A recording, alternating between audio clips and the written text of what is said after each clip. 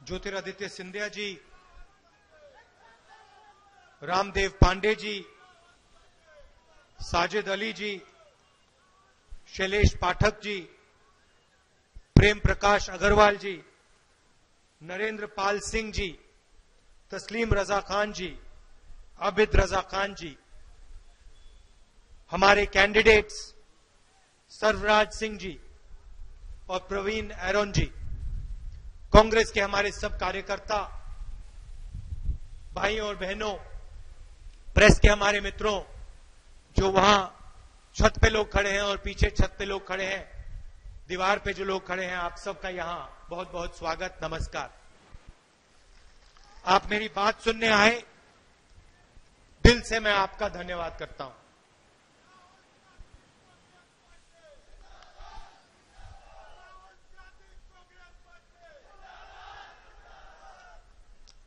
पांच सालों से दिल्ली में नरेंद्र मोदी जी की सरकार और कुछ समय से अब उत्तर प्रदेश में योगी की सरकार, बहुत बड़े वायदे किए थे। हर रैली में नरेंद्र मोदी कहते थे 2 करोड़ युवाओं को मैं रोजगार दूंगा। यहां जाते थे, किसानों से कहते थे देखो सही दाम तुम्हें सिर्फ मैं दे सकता हूं, कर्जा माफ सिर्फ मैं करके दिखाऊंगा। देश की जनता से कहा हर बैंक अकाउंट में मैं 15 लाख रुपए डाल के दिखा दूंगा। 5 साल हुए, नारा चलता था। सुनिए भैया, 5 साल पहले नारा चलता था अच्छे दिन आएंगे। 5 साल बाद नारा चला है चौकीदार। देखिए, आप हिंदुस्तान में कहीं भी जाके ये शब्द बोलिए, चौराहे पे जाके बोलिए चौकीदार, हिंदुस्तान आपको जवाब देगा चौकीदार चोर है एकदम। 5 साल में क्या बदला? नरेंद्र मोदी जी ने जो झूठ बोले उसकी सच्चाई हिंदुस्तान के सब लोगों के सामने आ गई। पूरे देश को मालूम है कि चौकीदार ने चोरी की। पूरा देश जानता है 45 साल से सबसे ज्यादा बेरोजगारी हिंदुस्तान में, फैक्ट्रियां बंद, छोटे दुकानदारों की जिंदगी नष्ट, बेरोजगार युवा हर प्रदेश में आपको मिलेंगे, करोड़ों युवा। भाई और बहनों, 27,000 युवा 24 घंटे में रोजगार खोते हैं नरेंद्र मोदी की देन। और सबसे बड़ा झूठ आपको बोला 15 लाख रुपए हर बैंक अकाउंट। मैंने ये बात पकड़ ली। मैंने कहा कि ये 15 लाख का झूठ है, मैं इसकी सच्चाई हिंदुस्तान की जनता को दिखाना चाहता हूं। 5 महीने पहले मैंने कांग्रेस पार्टी के इकोनॉमिस्ट को, थिंक टैंक वालों को बुलाया और उनसे एक सवाल पूछा। मैंने कहा देखिए, चौकीदार ने 15 लाख की बात की, झूठ है, पूरा देश जानता है। और चौकीदार ने 30,000 करोड़ रुपए अनिल अंबानी की जेब में डाले। नीरव मोदी 35,000 करोड़ रुपए, विजय माल्या 10,000 करोड़ रुपए, अमीरों की जेब में पैसा डाला। मैंने कांग्रेस के थिंक टैंक से बोला आप मुझे बताओ, अगर कांग्रेस पार्टी हिंदुस्तान की गरीब लोगों के बैंक अकाउंट पे पैसा डालना चाहे, ठीक है 15 लाख नहीं डाल सकते, कितना डाल सकते हैं? एक शर्त है, नुकसान नहीं होना चाहिए। कांग्रेस पार्टी के इकोनॉमिस्ट गए, वापस आए, कागज पे उन्होंने एक नंबर लिखा मेरे लिए, 72,000 रुपए। भाई और बहनों, साल के 72,000 रुपए, 5 साल के 3,60,000 रुपए हिंदुस्तान की सरकार, हिंदुस्तान कि गरीब लोगों को दे सकती है। इससे किसी को नुकसान नहीं होने वाला है। मजे की बात सुनिए, मजे की बात सुनिए, कांग्रेस पार्टी का जादू समझिए। चौकीदार ने आपके जेब में से नोटबंदी करके, गब्बर सिंह टैक्स लागू करके आपके जेब से पैसा निकालकर अनिल अंबानी की जेब में डाला।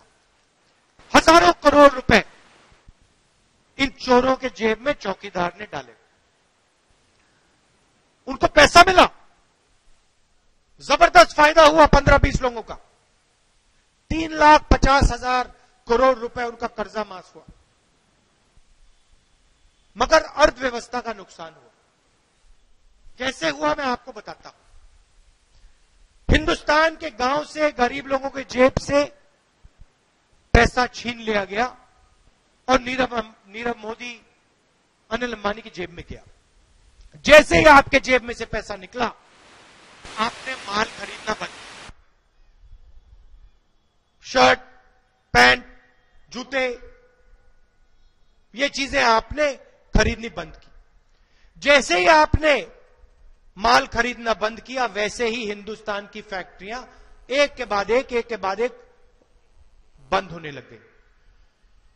दुकानदारों के पास बेचने का माल नहीं रहा, और जो माल था उसको हिंदुस्तान की जनता खरीद नहीं पाई, क्योंकि जेब में से पैसा निकल गया। नरेंद्र मोदी ने हिंदुस्तान की इकोनॉमी को डीमोनेटाइज कर दिया, पैसा निकाल दिया। जैसे ही फैक्ट्रियां बंद होनी शुरू हुई, वैसे ही बेरोजगारी बढ़ी। 45 साल से सबसे ज्यादा बेरोजगारी। अब कांग्रेस पार्टी वही पैसा अनिल अंबानी के जेब से छीनकर न्याय योजना आपके जेब में पैसा डालने जा रही है। डायरेक्ट, कोई सरकारी अफसर नहीं, कोई बातचीत नहीं, सीधा डायरेक्ट 20% सबसे गरीब लोगों के बैंक अकाउंट में हर साल 72,000, 5 साल के अंदर 3,60,000 रुपए जाएंगे अंदर। जैसे ही यह पैसा आपके बैंक अकाउंट में जाएगा, वैसे ही आप माल खरीदना शुरू करोगे। कोई शर्ट खरीदेगा, कोई पैंट खरीदेगा, कोई जूता खरीदेगा, कोई सेलफोन खरीदेगा। जैसे ही आप माल खरीदना शुरू करोगे, हिंदुस्तान की फैक्ट्रियां शुरू हो जाएंगी, काम करना शुरू कर जाएंगी। जैसे ही हिंदुस्तान की फैक्ट्रियां काम शुरू करेंगी, वैसे ही आज के बेरोजगार युवाओं को उन्हीं फैक्ट्रियों में रोजगार मिलना शुरू हो जाएगा। हिंदुस्तान की अर्थव्यवस्था का इंजन स्टार्ट हो जाएगा। हम इंजन में पेट्रोल डाल रहे हैं, पेट्रोल का नाम न्याय योजना। सीधी सी बात। आप सोचिए, 2019 के बाद इस देश में 12,000 रुपए प्रति महीना की आमदनी का कोई भी हो, उसके बैंक अकाउंट में 72,000 रुपए जाने वाले हैं। नरेंद्र मोदी जी पूछते पैसा कहां से आएगा? मध्य प्रदेश, छत्तीसगढ़, राजस्थान में हमने कर्जा माफी की। मैंने चुनाव में बोला हम किसानों का कर्जा माफ करने जा रहे हैं। कुछ भी हो जाए, आसमान फट जाए, किसानों का कर्जा माफ होगा। नरेंद्र मोदी कहते हैं कैसे होगा? पैसा ही नहीं है, कैसे होगा? भाषणों में बोला, कांग्रेस पार्टी झूठ बोल रही है। भाई और बहनों, मध्य प्रदेश, राजस्थान, छत्तीसगढ़ चुनाव खत्म हुआ, 10 दिन नहीं लगे, 2 दिन में हर किसान का कर्जा माफ हो गया। 72,000 करोड़ रुपए हमने हिंदुस्तान के किसान का कर्जा माफ किया था। यूपीए की सरकार थी। यह फर्क है हम में और उनमें। नरेंद्र मोदी को मैं बताता हूं पैसा कहां से आएगा। नरेंद्र मोदी जी, पैसा आपके मित्र अनिल अंबानी के जेब से आएगा। उसको आपने जेल में नहीं डाला, नीरव मोदी को जेल में नहीं डाला, मेहुल चोकसी को जेल में नहीं डाला, विजय माल्या बाहर घूम रहा है। लाखों करोड़ रुपए इन्होंने हिंदुस्तान के बैंक से कर्जा लिया, वापस नहीं दिया। इनको आप भागने देते हो, इनसे पैसा क्यों नहीं लेते हो? मगर अगर हिंदुस्तान का कोई भी किसान 20,000 रुपए कर्जा ले, 20,000 रुपए कर्जा ले, वापस ना दे, नरेंद्र मोदी की सरकार उसको जेल में डाल देती है। हमें न्याय चाहिए। अगर अनिल अंबानी जेल नहीं जाएगा तो हिंदुस्तान का किसान जेल नहीं जाएगा। और अगर आप हिंदुस्तान के किसान को जेल में डालना चाहते हैं तो पहले अनिल अंबानी, नीरव मोदी, विजय माल्या को जेल में डालिए, फिर बात कीजिए हमसे।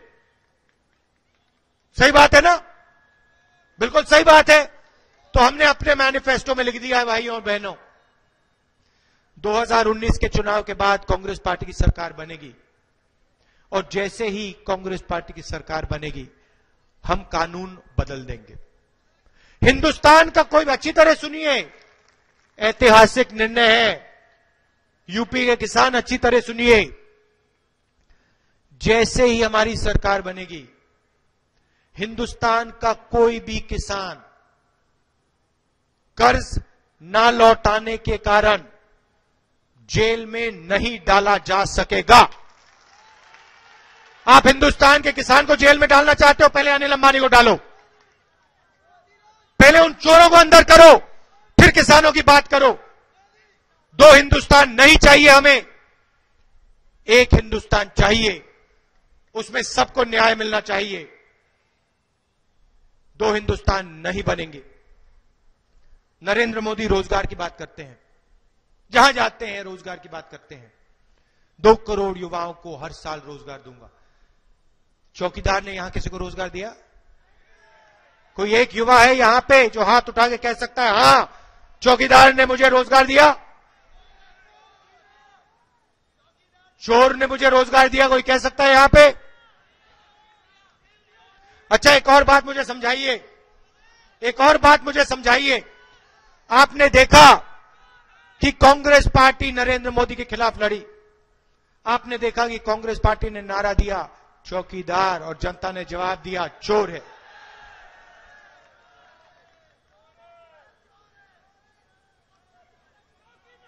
जो हमारे समाजवादी पार्टी के और बीएसपी के नेता हैं, उनके मुंह से आपने ये कभी शब्द सुना कि चौकीदार चोर है? कभी बोला? क्यों नहीं बोला? क्यों नहीं? क्योंकि वो नरेंद्र मोदी जी से डरते हैं। उनकी हिस्ट्री है, नरेंद्र मोदी जी के हाथ में सीबीआई है, इन्फोर्समेंट डायरेक्टरेट है, बीएसपी और समाजवादी की चाबी है। हम दिल खोलकर बोलते हैं, हम किसी से नहीं डरते। अगर नरेंद्र मोदी चोर है, अगर नरेंद्र मोदी चोर है तो कांग्रेस पार्टी और राहुल गांधी हर मीटिंग में दिल खोलकर बोलेगा चौकीदार चोर है। अच्छा, रोजगार की बात, नरेंद्र मोदी ने कहा 2 करोड़ युवाओं को रोजगार, किसी को रोजगार नहीं दिया। मैं आपको साफ बताता हूं, मैं झूठ नहीं बोलने आया हूं। मैं 15 लाख की बात नहीं करूंगा, 3,60,000 रुपए की बात करूंगा। मैं 2 करोड़ युवाओं को रोजगार देने की बात नहीं करूंगा, मगर मैं आपको यह बताऊंगा कि हिंदुस्तान की सरकार में 22 लाख खाली नौकरियां हैं। 1 साल के अंदर कांग्रेस पार्टी उन 22 लाख नौकरियों को भर के आपको दे देगी। 10 लाख युवाओं को पंचायतों में रोजगार दिया जा सकता है। मैं झूठ नहीं बोलूंगा, मैं सच बोलूंगा, 10 लाख युवाओं को पंचायतों में हम रोजगार दिलवा देंगे। और अगर उत्तर प्रदेश का कोई युवा, हमारे कैंडिडेट ने मीटिंग की परमिशन की बात बोली, कहा कि मीटिंग की परमिशन नहीं मिल रही थी, बीजेपी कांग्रेस पार्टी की मीटिंग नहीं करने देना चाहती। मैं आपको परमिशन की बात बताता हूं। यूपी का कोई भी युवा अगर छोटा बिजनेस चालू करना चाहता है, अगर छोटा सा बिजनेस, शुरू करना चाहता है तो उसे सरकारी ऑफिसेज में जाना पड़ता है, डिपार्टमेंट से जाना पड़ता है, अलग अलग डिपार्टमेंट्स में जाना पड़ता है परमिशन के लिए। 15 अलग अलग डिपार्टमेंट से जाके परमिशन लो। हर डिपार्टमेंट आपसे कहेगा भैया परमिशन सब ठीक है मगर पहले हमें रिश्वत दो। परमिशन के लिए रिश्वत दो। बिना परमिशन उत्तर प्रदेश में, बिना रिश्वत उत्तर प्रदेश में परमिशन नहीं मिल सकती। एक के बाद एक सरकारी डिपार्टमेंट में जाओ, पता लगेगा बिजनेस खोलने के पहले आपका पूरा का पूरा पैसा परमिशन लेने में गायब हो जाता है। मैनिफेस्टो में हमने साफ लिख लिया है 2019 के बाद अगर यूपी का कोई भी युवा छोटा बिजनेस चालू करना चाहता है, रोजगार पैदा करना चाहता है, तो उसे किसी सरकारी डिपार्टमेंट से कोई परमिशन लेने की जरूरत नहीं है। बिना कोई परमिशन उत्तर प्रदेश का युवा 3 साल के लिए अपना बिजनेस चला सकता है। और जब उसका बिजनेस मजबूत हो जाएगा, जब उसके पास 20, 30, 40 लोग काम करेंगे, तो 3 साल बाद आप जाके परमिशन लीजिए, मगर उससे पहले आपको कोई परमिशन लेने की जरूरत नहीं। हम उत्तर प्रदेश के युवाओं को मदद करना चाहते हैं और जो भी उत्तर प्रदेश में रोजगार पैदा करेगा, हिंदुस्तान के बैंक उसको लोन देंगे। अनिल अंबानी को नहीं, नीरव मोदी को नहीं, मेहुल चौकसी को नहीं, विजय माल्या को नहीं, उत्तर प्रदेश के युवा के बैंक अकाउंट में बैंक का पैसा जाएगा और जो ज्यादा रोजगार पैदा करेगा उसको हम ज्यादा पैसा देंगे। आपने देखा होगा नरेंद्र मोदी बड़े भाषण कर रहे हैं, नेशनल सिक्योरिटी बात करते हैं, देशभक्ति की बात करते हैं। नेशनल सिक्योरिटी का सबसे बड़ा मुद्दा बेरोजगारी है। नरेंद्र मोदी बेरोजगारी की बात क्यों नहीं करता? नरेंद्र मोदी किसानों की हालत की बात क्यों नहीं करते? नरेंद्र मोदी देश को यह क्यों नहीं समझाते कि 2 करोड़ युवाओं को रोजगार नहीं दे पाए? नरेंद्र मोदी देश को यह क्यों नहीं बताते कि किसानों को आज हिंदुस्तान में सही दाम नहीं मिलता, लाखों किसान आत्महत्या कर रहे हैं? नरेंद्र मोदी यह क्यों नहीं कहते? नरेंद्र मोदी देश को यह क्यों नहीं कहते कि मैं फेल हुआ,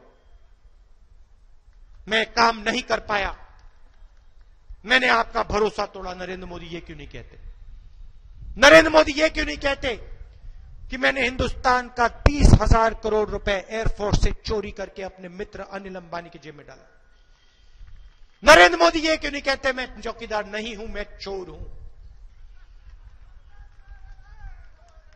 भाइयों और बहनों, राफेल से कोई नहीं बच पाएगा। मैं आपको बता रहा हूं, राफेल मामले पे इंक्वायरी होगी। जैसे मध्य प्रदेश, राजस्थान में, छत्तीसगढ़ में किसानों का कर्जा माफ हुआ, वैसे ही राफेल मामले पे कार्रवाई होगी। और मैं आपको गारंटी दे रहा हूं, कोई बच के नहीं जाएगा, कोई बच के नहीं जाएगा।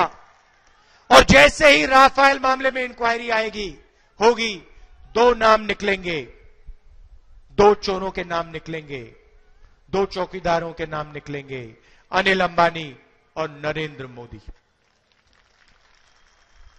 कोई भाग नहीं पाएगा, कोई बच नहीं पाएगा, क्योंकि सच्चाई से कोई नहीं बच सकता। अब मैं आपको कहता हूं, एक तरफ अन्याय, दूसरी तरफ न्याय। एक तरफ 15 लाख का वायदा झूठ, दूसरी तरफ 3,60,000 रुपए की सच्चाई। एक तरफ 2 करोड़ युवाओं को रोजगार देने का झूठ, दूसरी तरफ 22 लाख युवाओं को रोजगार दिलवाने की सच्चाई। आपने निर्णय लेना है, क्या आप सच पर भरोसा करोगे या फिर आप झूठे वायदे सुनना चाहते हो? अगर आप झूठे वायदे सुनना चाहते हो, आप नरेंद्र मोदी जी की मीटिंग में जाओ, जो सपना आप देखना चाहते हो वहां देख लो, दिख जाएगा।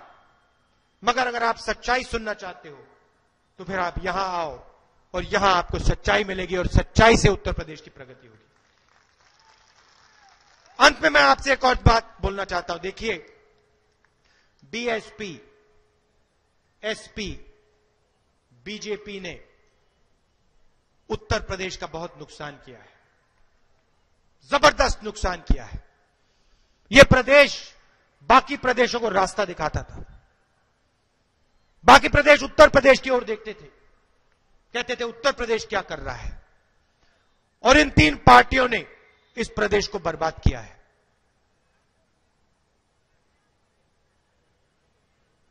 मैंने सिंधिया जी को और प्रियंका जी को यहां भेजा है और मैंने उनको एक लक्ष्य दिया है। मैंने उनसे कहा है, देखिए, उत्तर प्रदेश में कांग्रेस पार्टी की विचारधारा, कांग्रेस पार्टी की सरकार बनानी है और यह काम हम पूरा करके आपको दिखाएंगे और हम आपको ऐसी सरकार देंगे उत्तर प्रदेश में, ऐसी सरकार देंगे कि पूरा देश उत्तर प्रदेश की ओर देख के कहेगा, हां, हमें ऐसी सरकार चाहिए। आप सबका दिल से बहुत बहुत धन्यवाद।